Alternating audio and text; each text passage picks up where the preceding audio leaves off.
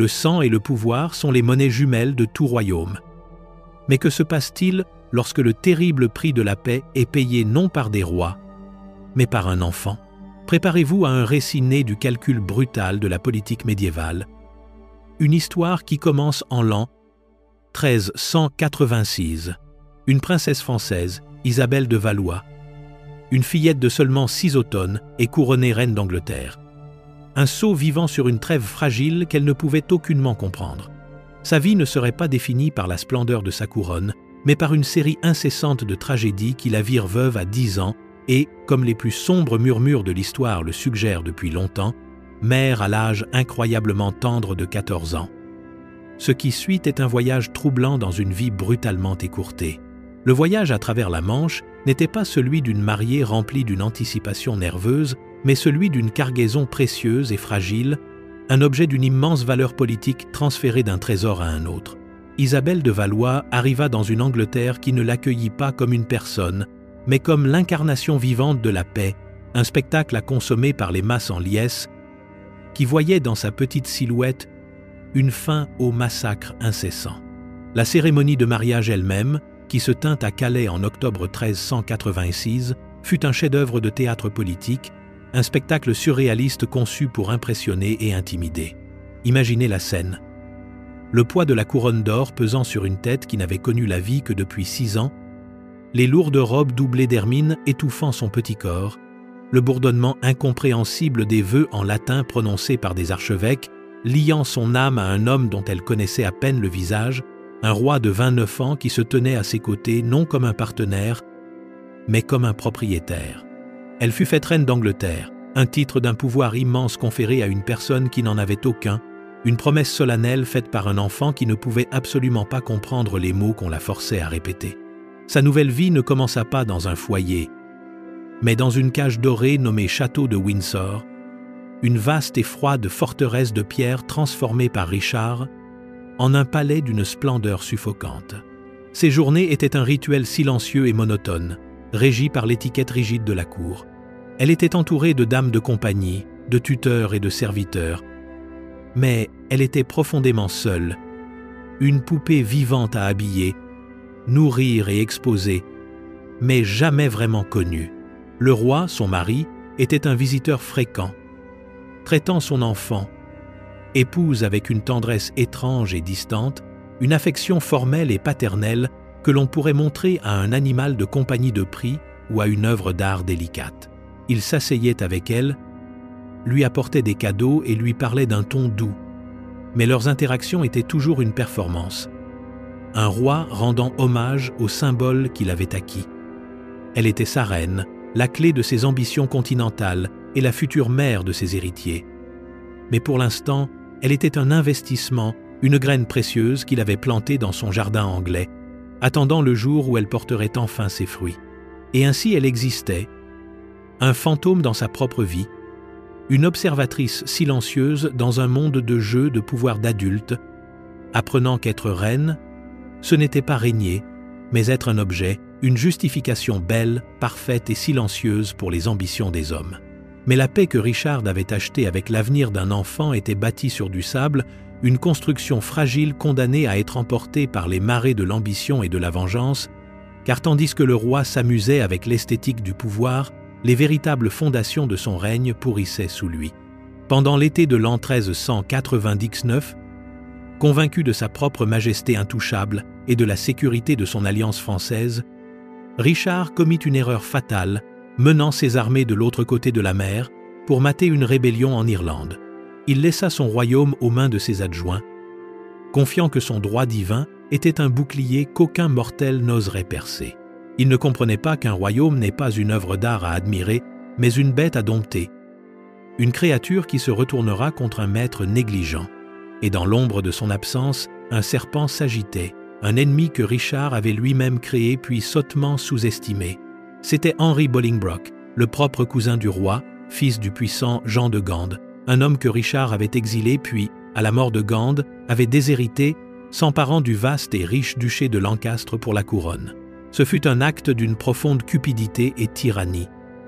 Une attaque non seulement contre un homme, mais contre le principe même de l'héritage nobiliaire, et il envoya une onde de choc et de peur à travers l'aristocratie. Banni et spolié, Bolingbroke devint un symbole pour chaque seigneur qui se sentait aliéné par le règne de plus en plus autocratique de Richard. Pendant que le roi était en Irlande, le serpent débarqua. Bolingbroke accosta à Ravenspur dans le nord, prétendant n'être revenu que pour réclamer son héritage légitime. C'était un mensonge, une pièce de propagande magistralement conçue qui donnait aux nobles mécontents l'excuse parfaite pour se rallier à sa bannière. Au début, ils vinrent au compte-gouttes, puis en flot, les grands seigneurs du Nord, les Percy de Northumberland, transformant la petite troupe de partisans de Bolingbroke en une armée formidable. L'Angleterre, s'avéra-t-il, était encore rongée par la maladie du mécontentement, et Bolingbroke ne fut que le catalyseur qui mena la fièvre à sa crise. Le royaume ne s'est pas seulement retourné contre Richard. Il a embrassé avec enthousiasme son rival.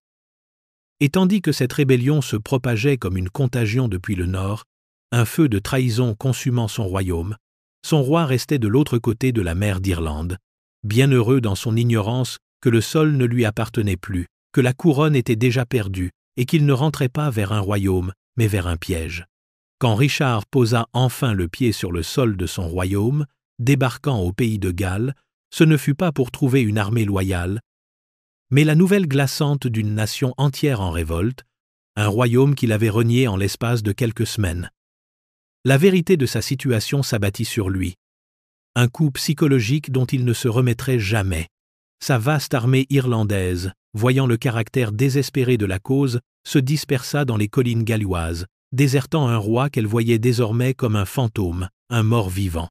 À cet instant, Richard II cessa d'être un monarque pour devenir un homme détaché de la réalité, oscillant sauvagement entre des déclarations fiévreuses selon lesquelles Dieu lui-même enverrait des légions d'anges pour défendre son souverain oint et des accès de désespoir larmoyants et paralysants. C'était un roi qui avait bâti son identité sur la surface chatoyante du droit divin, et lorsque cette surface se fissura, il vola en éclats avec elle. C'est dans cet état d'indécision terrifiée, terré dans le château de Conwy, que le venin final du serpent fut administré par une promesse creuse. Henry Bolingbroke envoya son agent, le puissant comte de Northumberland, pour attirer Richard hors de la sécurité de la forteresse. Dans une chapelle, posant sa main sur une relique sacrée, Northumberland prêta un serment sacré selon lequel Bolingbroke ne cherchait que la restitution de ses terres volées et que Richard resterait roi. Ce fut un acte calculé de tromperie blasphématoire, un mensonge conçu pour faire appel à l'espoir désespéré du roi. Croyant au serment, Richard accepta de quitter le château et de chevaucher à la rencontre de son cousin. Mais la route depuis Conwy était un voyage vers l'oubli.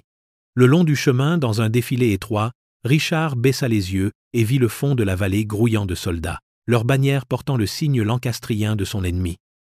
Le piège s'était refermé. Le roi était désormais captif. Ce qui suivit ne fut pas une procession royale, mais un rituel de spoliation publique systématique et humiliante, une lente et angoissante mise à nu de Sa Majesté. Alors qu'on le paradait vers Londres, les foules qui l'avaient autrefois acclamé le ouaient maintenant ou l'observaient dans un silence maussade, leur visage un mélange de pitié et de mépris. Il était un dieu déchu, une effigie vivante de l'échec, forcé d'assister à sa propre mort politique, chaque lieu du voyage un clou de plus dans le cercueil de son règne. Il entra dans la tour de Londres non pas comme son maître, mais comme son plus précieux captif, un roi de nom seulement, un homme brisé attendant la cérémonie finale, qui le dépouillerait même de cela. Les derniers sacrements de son règne ne furent pas administrés avec l'huile sainte, mais avec le crissement sec d'une plume sur un parchemin, une signature forcée sur un document d'abdication qui éteignit formellement la lumière divine de sa royauté. La cérémonie fut une pièce de théâtre juridique brutale, conçue pour donner au vol pur et simple d'une couronne le vernis de la légitimité. Et une fois celle-ci achevée, Richard l'homme n'était pas plus utile au nouveau régime que Richard le roi. Il devint un fardeau, un fantôme vivant dont l'existence continue était une menace pour le nouveau roi Henri IV. De la tour de Londres, il fut emmené secrètement, une non-personne pour un dernier voyage, sans retour vers le cœur noir du Yorkshire et la sinistre forteresse de Pontefract, un lieu d'où les nobles gênants avaient l'habitude de ne jamais revenir. Ce devait être son tombeau, là, dans une cellule de pierre froide et sans lumière, la majesté ointe d'Angleterre, l'homme qui se croyait l'égal du soleil, fut abandonné pour mourir comme un chien. Tandis que les chroniqueurs inventeraient plus tard des récits héroïques de sa défiance face à des assassins, la vérité fut presque certainement plus sordide, plus cruelle et bien plus efficace. Il fut affamé jusqu'à la mort, un processus lent, délibéré et atroce de déconstruction, une humiliation finale et viscérale où le corps est forcé de se consumer lui-même. Ce fut un meurtre d'un calcul politique absolu, un événement silencieux et invisible qui permit au nouveau roi de prétendre qu'il s'agissait d'une mort née de la mélancolie et du désespoir. Et tandis que le dernier souffle quittait le corps émacié de Richard dans le nord gelé, le poids terrible et entier de son meurtre tomba comme un linceul sur les épaules d'une fillette de 10 ans dans le sud. Pour Isabelle de Valois, toujours maintenue dans un état de résidence surveillée distinguée, la nouvelle brisa ce qui restait de son monde protégé. Elle n'était plus reine d'Angleterre, l'enfant, épouse chérie d'un monarque régnant. Du jour au lendemain, elle était devenue la veuve d'un traître déchu, déshonoré et mort. La cage dorée avait disparu, remplacée par les murs froids et durs d'une vraie prison. Ses titres n'avaient plus de sens, son sang royal français était désormais une source de danger plutôt que de prestige.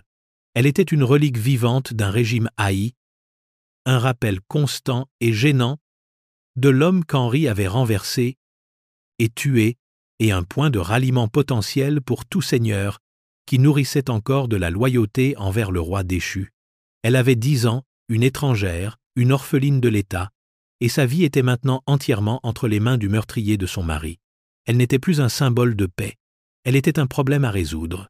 Pour le nouveau roi, Henri IV, l'enfant Isabelle représentait une équation politique complexe et dangereuse, un problème qui ne pouvait être résolu avec la simple finalité d'un couteau dans le noir comme l'avait été celui de son mari. Elle était, à la fois, un atout inestimable et une menace mortelle. En tant que fille du roi de France, elle était la cheville ouvrière de la fragile trêve, un lien diplomatique qu'il ne pouvait se permettre de rompre. Pourtant, en tant que veuve bien-aimée de l'homme qui l'avait déposée, elle était une bannière vivante pour ses ennemis, un symbole du règne légitime qu'il avait usurpé. La tuer serait provoquer une guerre avec la France. La renvoyer chez elle serait admettre l'illégitimité de son propre régime et perdre l'énorme dot qui reposait désormais dans son trésor. Et ainsi, dans un coup de ce qu'il considérait comme un art politique magistral, Henri conçut la solution parfaite, un plan qui neutraliserait la menace et préserverait l'atout en un seul et élégant mouvement. Il ne détruirait pas le symbole, il le récupérerait. Il marierait la veuve de 10 ans à son propre fils et héritier, le jeune prince de Galles, le futur Henri V. La proposition fut présentée à Isabelle non comme une demande romantique, mais comme un ordre politique, une attente de sa soumission à la nouvelle réalité. Elle devait effacer le souvenir de son mari décédé et se lier à la dynastie de son meurtrier. Mais la réponse qui vint de la jeune fille ne fut pas l'acquiescement terrifié d'une enfant prisonnière, mais le refus froid et catégorique d'une reine. Dans un acte de défi étonnant et courageux, Isabelle rejeta catégoriquement la proposition.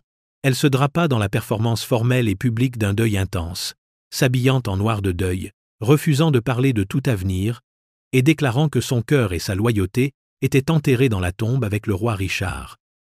Ce n'était pas un caprice d'enfant. C'était un acte de guerre politique profonde mené par une fillette de 10 ans.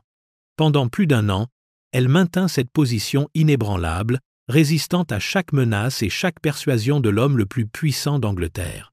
Sa loyauté obstinée créa un incident diplomatique insoluble, embarrassant le nouveau roi et l'empêchant de consolider son alliance avec une France qui exigeait désormais le retour de sa princesse. Dans son deuil, elle avait trouvé une arme. Dans sa dévotion farouche à un homme mort, elle avait trouvé un bouclier, et pour la première fois de sa vie, la jeune fille qui avait toujours été une pièce silencieuse dans un jeu joué par des hommes puissants avait refusé de bouger. Finalement, la volonté d'un roi, soutenue par une armée et l'autorité d'une couronne volée, céda face au chagrin obstiné d'un enfant. Après plus d'1 an de pression incessante, Henri IV fut forcé de concéder sa défaite dans cette étrange et silencieuse guerre des volontés. Il ne pouvait briser Isabelle, et il ne pouvait se permettre les retombées diplomatiques de retenir indéfiniment la fille du roi de France contre sa volonté, tout en refusant d'honorer la proposition de mariage qu'elle rejetait si publiquement. La cour de France, sentant la faiblesse et outragée par le traitement de leur princesse, devint plus insistante, leur demande pour son retour passant de requêtes polies à des menaces à peine voilées. Henri, en pragmatique accompli, reconnut que la jeune fille elle-même était devenue une impasse politique, un symbole trop puissant pour être absorbé par sa propre dynastie. Il accepta qu'elle puisse rentrer chez elle. Mais les négociations qui suivirent ne portaient pas sur le bien-être d'un enfant. Elles portaient sur l'argent.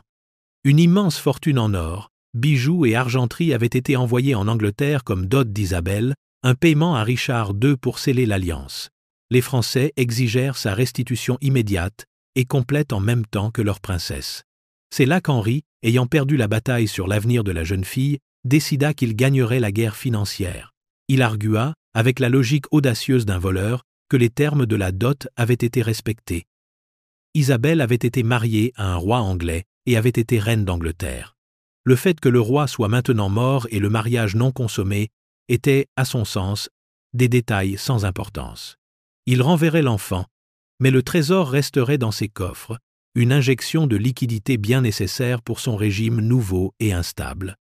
Ce fut un dernier acte cynique de vol commandité par l'État, une insulte finale à la mémoire du roi qu'il avait assassiné et de la fille qu'il n'avait pas réussi à contrôler. Et ainsi, en l'an 1401, Isabelle de Valois, alors âgée de 12 ans, quitta enfin les rives de l'Angleterre. Son départ ne fut pas une libération triomphale, mais un échange sombre et calculé.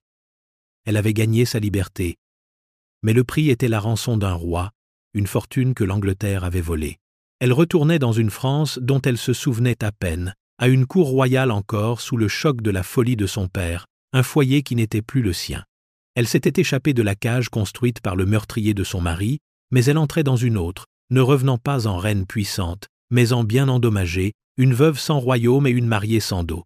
Pendant plusieurs années, Isabelle de Valois exista dans un état de limbe étrange et déroutant, une ancienne reine à la dérive dans les courants perfides de sa propre patrie. La cour de France où elle retourna n'était pas un sanctuaire, mais un nid de vipères, un royaume se dévorant de l'intérieur.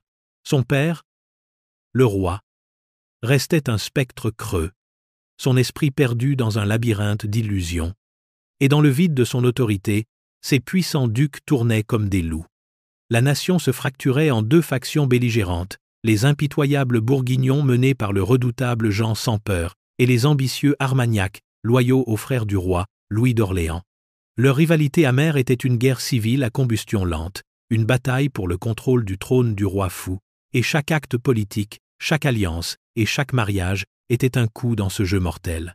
C'est dans cette atmosphère fiévreuse de paranoïa et d'ambition qu'Isabelle, désormais une jeune femme de 16 ans, fut de nouveau placée sur l'autel sacrificiel de la politique. Son oncle, Louis d'Orléans, cherchant à cimenter le pouvoir et l'influence de sa famille, arrangea son mariage avec son propre fils. Son nouveau mari était son cousin, Charles, duc d'Orléans. Un garçon d'à peine 11 ans avec une âme de poète, un enfant doux et introspectif qui deviendrait un jour l'un des écrivains les plus célèbres de son temps. Leur mariage en l'an 1406 ne fut pas une célébration d'amour, mais une déclaration publique d'alliance, une fusion stratégique de la faction d'Orléans avec la lignée royale. Pour Isabelle, c'était un écho amer d'un passé auquel elle ne pouvait jamais échapper. Une fois de plus, sa main était échangée pour garantir un avantage politique à un homme puissant. Pourtant, ce second mariage arrangé inaugura une période de ce qui fut peu être la seule véritable paix de sa courte vie. En son jeune et tranquille mari, elle ne trouva pas un amant passionné, mais peut être un doux compagnon. En tant que duchesse d'Orléans, elle mena une vie d'immenses privilèges, présidant une cour cultivée, loin du chaos immédiat de Paris. Pendant quelques années, une stabilité fragile et mélancolique sembla s'installer sur elle. L'enfant qui avait été un pion de la politique internationale était désormais une pièce dans une lutte intestine. Son rôle était le même, seul l'échiquier avait rétréci.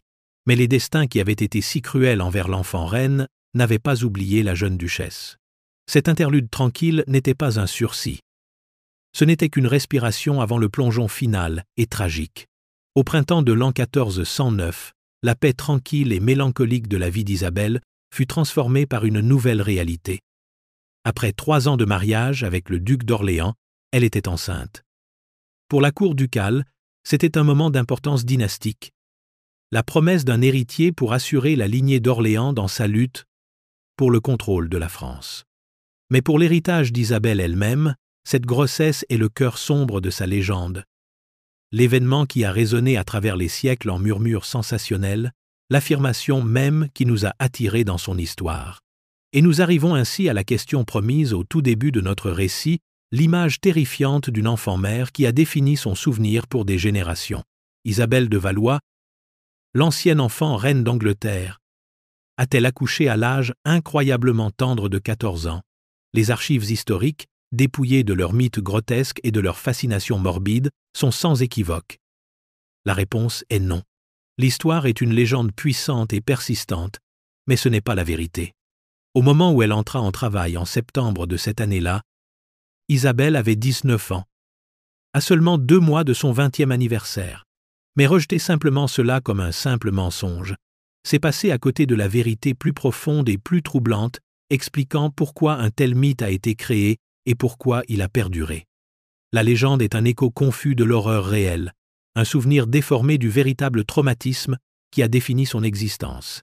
Le choc profond de son histoire n'est pas qu'elle ait accouché à 14 ans, mais qu'elle ait été couronnée reine à 6 ans, une mariée à un âge où elle aurait dû jouer avec des poupées et non porter une couronne. Le mythe de l'enfant-mère est une compression de la tragédie de sa vie. Il prend l'horreur lente et broyante de son enfance volée, son mariage politique, son veuvage à 10 ans, et la distille en une image unique, viscérale et inoubliable. C'est une légende qui est factuellement fausse, mais émotionnellement fidèle à la réalité grotesque de son utilisation politique. Elle n'était pas l'enfant du mythe, mais elle était une jeune femme, dont la vie avait été une longue et incessante série de chagrins. Et cette grossesse, qui dans une vie normale serait un moment d'espoir, deviendrait pour elle la sentence finale et cruelle de son histoire, l'acte biologique qui accomplirait enfin ce que les rois et la politique n'avaient jamais pu faire. La destruction complète et totale d'Isabelle de Valois. Le 13 septembre de l'an 1409, dans une chambre remplie de l'anticipation tendue de toute une dynastie, le corps d'Isabelle fut enfin appelé à accomplir la seule fonction pour laquelle il avait été troqué et vendu toute sa vie. Produire un héritier. Les jeux politiques, les couronnes et les traités s'effacèrent à l'arrière-plan, remplacés par la réalité primale et biologique de l'accouchement. Après un long et difficile travail, un enfant naquit. Une fille en bonne santé, Jeanne, un nouveau maillon dans la grande chaîne de la maison d'Orléans. Pendant un instant fugace, il y eut du soulagement. L'expiration collective d'une cour qui avait retenu son souffle, la joie d'une nouvelle vie amenée dans un monde de violence et d'incertitude. La duchesse de 19 ans avait accompli son devoir ultime. Mais la joie ne fut qu'une lueur dans une obscurité grandissante, une brève et chaude flamme de bougie sur le point d'être éteinte par une rafale glaciale du destin. À une époque où l'on ne comprenait pas les germes, la chambre d'accouchement était souvent une condamnation à mort.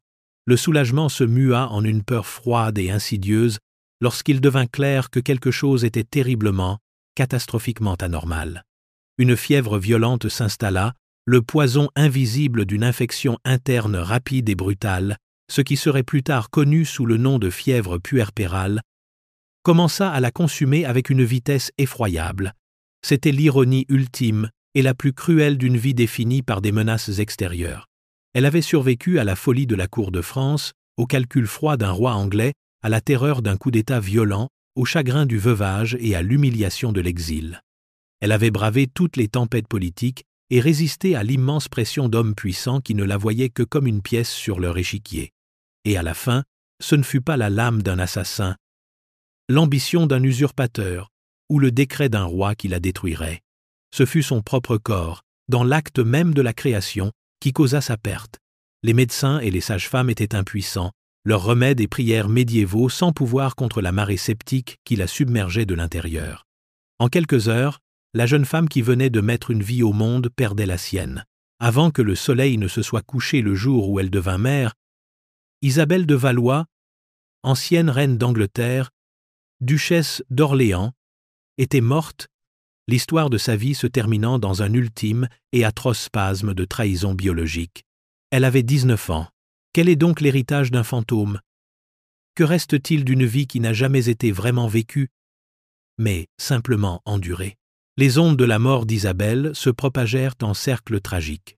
Sa fille en bas âge, Jeanne, survivrait, grandirait et serait mariée dans son propre arrangement politique, perpétuant le cycle incessant. Son mari poète, Charles d'Orléans, serait plus tard capturé par les Anglais lors de la catastrophique bataille d'Azincourt et passerait les 25 années suivantes prisonnier dans la Tour de Londres, l'endroit même où le règne de son premier mari avait pris fin, écrivant des vers mélancoliques qui feraient écho à son propre sens profond de la perte. Mais Isabelle elle-même ne laissa derrière elle ni grand monument, ni décret célèbre, ni réalisation politique durable. Son histoire est un vide, un espace défini non par ses propres actions, mais par les pressions brutales qui furent exercées sur elle. On ne se souvient d'elle que pour ce qui lui a été fait. Elle est un fantôme hantant les marges d'autres histoires plus célèbres, une présence spectrale dans les chroniques de Richard II et d'Henri IV, une note de bas de page dans l'histoire sanglante de la guerre de Cent Ans. Sa vie sert de miroir sombre tendu au grand spectacle du pouvoir médiéval, reflétant le terrible coût humain invisible de chaque mariage royal, de chaque traité et de chaque bataille pour une couronne. Elle est un symbole des innombrables milliers de femmes sans voix à travers l'histoire qui furent traitées comme une monnaie vivante, et leur corps et leur lignée étant troqués comme des biens pour cimenter des alliances et consolider le pouvoir. Sa valeur ne résidait jamais dans son caractère ou son intelligence, mais dans son utérus et sa parenté. Elle fut un réceptacle, un outil politique qui fut couronné à 6 ans, veuve à 10 ans et morte à 19 ans, une vie encadrée par 2 cérémonies qui scellèrent son destin, un mariage et des funérailles. Son existence brève et tragique est un témoignage d'une vérité sinistre et intemporelle, que derrière les pierres monumentales de l'histoire, sous les chroniques dorées des rois et de leurs guerres glorieuses, les fondations sont posées avec les os silencieux et oubliés de ceux à qui l'on n'a pas donné le choix. Elle ne fut pas une reine qui régna, mais une leçon qui perdure,